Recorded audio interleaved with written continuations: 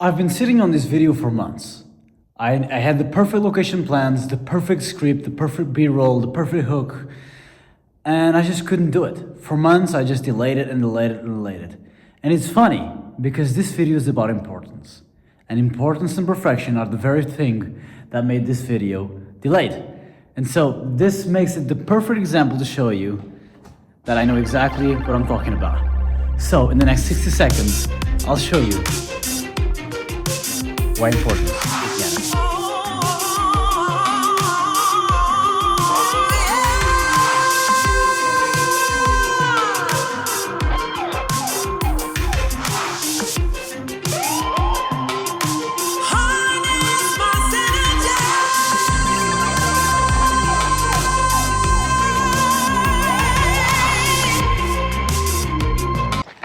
Have you ever been like heads over heels for a girl? Like all you wanted was to have her, to be here, for her to be your girlfriend and stuff, and then nothing worked. Like you were more stressed, you were more nervous, you couldn't be yourself. All you did was just say stuff you don't usually say.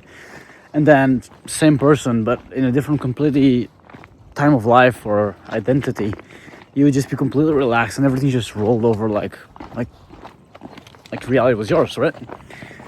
And it's same thing for trading. Has it ever happened to you, like being $200 away from a payout, and then because that payout will confirm that you can do this, that you can make your dreams true, right? And there you are, one trade left before everything is real, and you just blow your account. And then you're in a challenge, you're trading normally, you're trading your trades like you're supposed to, and it just doesn't matter. You win, you lose, but you continue doing your model. You don't get stressed, you don't get angry, you don't get nervous. You don't get FOMO, you don't get the need to like, oh my God, I'm gonna prove my dream right, and everything just flows. Same trader, same mindset, same model, same executions, same everything, same person, same girl. It's just different mindset, just different ways of thinking, just different ways of processing reality. And that's why importance is literally everything. And the more you have it, the less your dreams will happen. And I want to show you this with 3 different lenses, because this was in ancient philosophy, in modern psychology, and in plenty of books, from tennis performance to spiritualism. It is all over science, all over psychology and philosophy. It is something that is real. And I'll show you to you not just with theory, but with actual practical evidence, because I've been through all of this. And I've been through all of the lows that a man can go, and I've yet to been through all of the highs, but I know that they're opposite. And I'll show you how to get there too. And the first lens is from Reality Transurfing. It's from Vadim Zeland. And it's basically about excessive potential, which is when you place something above its natural order, which either be an outcome, a person, a trade, a job, a city, a family member, an emotion, anything at all, an action, a discipline. Look at our boy over there. Really, I'm trying to make this video the most natural as possible. And the more you do this, the more the universe, the balanced forces work against you. Because the universe has to go to the balanced order. And this is not just spiritualism. This is based on quantum science, because Vadim Zeland is a quantum physicist. It is based on science. And so that's why the more you need something to happen, it works against you. Which is why some people can effortlessly get what they want, and the others just are stuck on this work hard, never stop until the end, and they never get there. They sacrifice everything because they don't get the point of how this whole thing works. The second lens is from a book from Timothy Gallwey, The Inner Game of Tennis. He was a coach, and noticed that his best performers, his best tennis players, would significantly perform worse whenever the stakes were rising, and they had to say for themselves, like, I can't fuck it up. I have to take this shot. I have to win this round. I have to put this point in. And what he realized is that there was like 2 selves. This is what he came up with. There was a self 1, which is the judging, criticism, the thinking about performance. And there was a self 2, which is the relaxing, focused concentration, which you just just did the work, right? And what happens is that the self 2 simply, he already knows that he did all of this work. He did all of this discipline. He already knows how to take the shot, when to take the shot, where to point it at. He already knows the enemy, he already practiced against this opponent many times, he knows what to do. But when importance, which is what it backs into the first part of this video, the first lens. Importance, when it's super high, you have the self one controlling the game, which is, okay, you need it to be perfect, you need to do this right, you can't fail, you have to do this. And when self one is above everything else, all of his performers would suffer.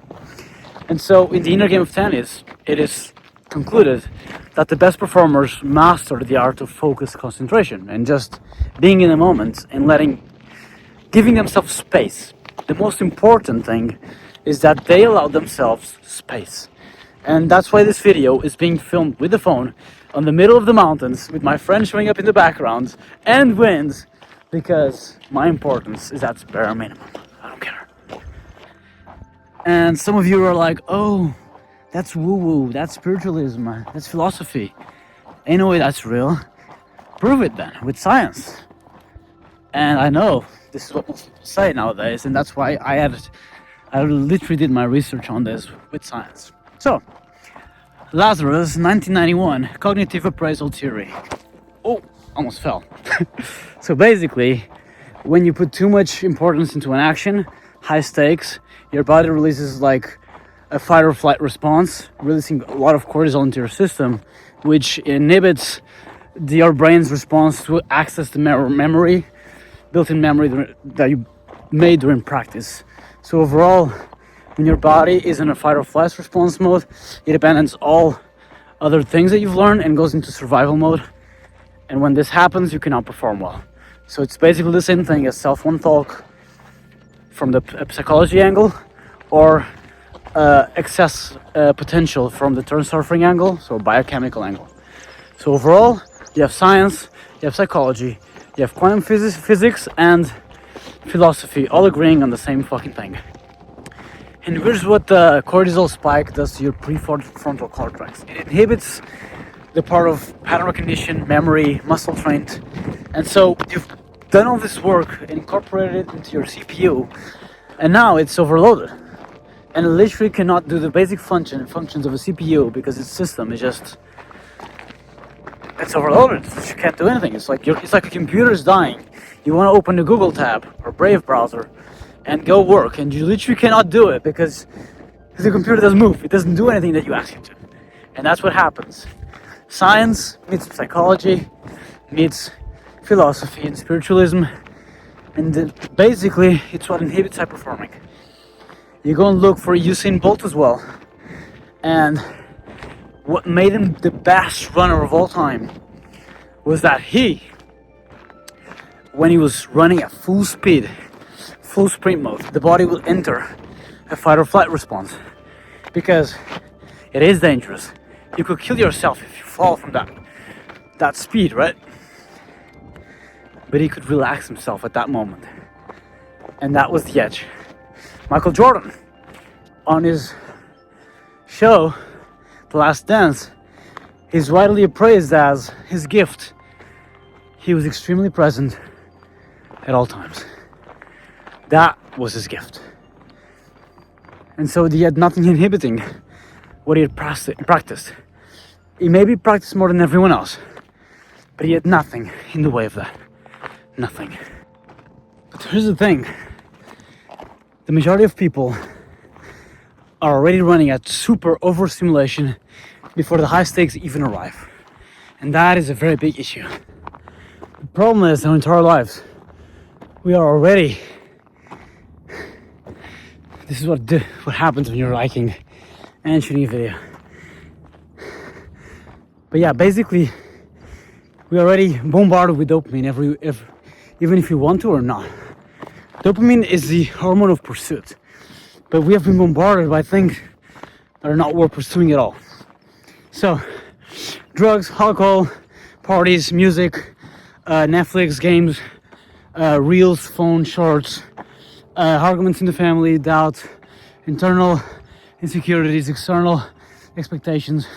All of this creates dopamine, creates cortisol, creates serotonin, because your mind literally creates a reality, because you create these hormones which dictate the way you view reality according to their current balances. And so you're the one who can actually dictate these balances in real time. And so when your baseline is so elevated when your baseline is so elevated, what it means is that a spike above it will always yield even more importance, even more success potential, even more self-one talk. The problem is that our baselines are so high that everything else is kind of numbed out, but as soon as you're doing something out of your currently ordinary world, basically, imagine your life is going to work, going to the gym, or going out with friends to drinks, or gaming with friends after work, and then being with your family or girlfriend or whatever, sleeping and repeating. So anything that is above this is instantly a threat, because your baseline is super high. You're already doing everything that fills your brain with dopamine, and so as soon as you try to challenge this state, it feels like a threat. Like your body is anxious, your mind is anxious, self-wanting control, too much importance, too much cortisol. Oh no, I want my comfort back. Well, I know. If you live your life in a more neutral way, which is very hard nowadays, I get that, and it's hard for me too, hard for everyone. But if you live your life in a more neutral state, if you live your life from peace, then basically every spike would be a deviation from peace. It wouldn't have as much importance because you already knew what peace felt like. It would be more of meaning than stimulation or chasing, you know? It is different when you come from abundance and peace. Everything is different. So how do you reduce this importance actually? There's 4 simple steps. First, you identify what is giving you the most anxiety and making you feel like the most stress. Where is it in your life there's excess potential or self-one talk or too much cortisol, basically spikes. And then from there, okay, you decide to look at the situation in a different angle. Does it really matter? For example, one trade today is a loss. I lose $200. Does it matter? Not really. $200 is nothing because my system, over time, over the years, has made me a lot of money. So why should I be stressed about one trade? Why? Makes no sense. It's actually illogical. It's like saying to the casino that because someone made $50,000, that tomorrow they have to rethink their whole business model or else they go bankrupt. It makes no sense because the casino is a probability model as well. Same thing. The casino has an edge of 55%. It's not a big of an edge. But over the long term, it always wins. That's why they say the house always wins. So if my model is a trade expectancy of, like imagine $100, $200 per trade, then why would I stress over $200 loss? My average expected outcome in any given trade over years is $200. See? I'm stressing about losing $200 when that's the baseline for my average win. In any given trade, even if losers, that's the expectancy of a trade, of the model. So, mathematically, it doesn't make any sense. So that's how you reduce the importance, looking at the things with the perspective of a logical lens and of a longer term planning lens. Play long-term games with long-term people. That's how it goes. Then the third step is to basically reduce importance, which is, if I lose this trade now, will I feel bad? If I lose all my accounts, will I die? Because when you really put things in motion, all of the things that you're actually stressed about, they do not matter. They actually do not matter fucking hell. The goal of your dreams, it doesn't work out. Will you die? No. Will you feel like a bit of a heartbreak? Maybe. Will you become a better person for it? Very likely. Will you probably become a better person for the next person? 100% likely. Is it a good thing if it doesn't work out? It is. It is a good thing if it does work out. It's also a good thing. So it's a good thing either way. So why stress about it, right? And then the last thing, sorry guys, I'm just climbing all the way from down there. The last thing is to heavily protect your baseline. Reduce the dopamine, not as much fun as you usually do. Not as much games, not as much dopamine, not as much Netflix. Get out of the house. Fuck's sake, man. Nowadays we have all the excuses to stay home.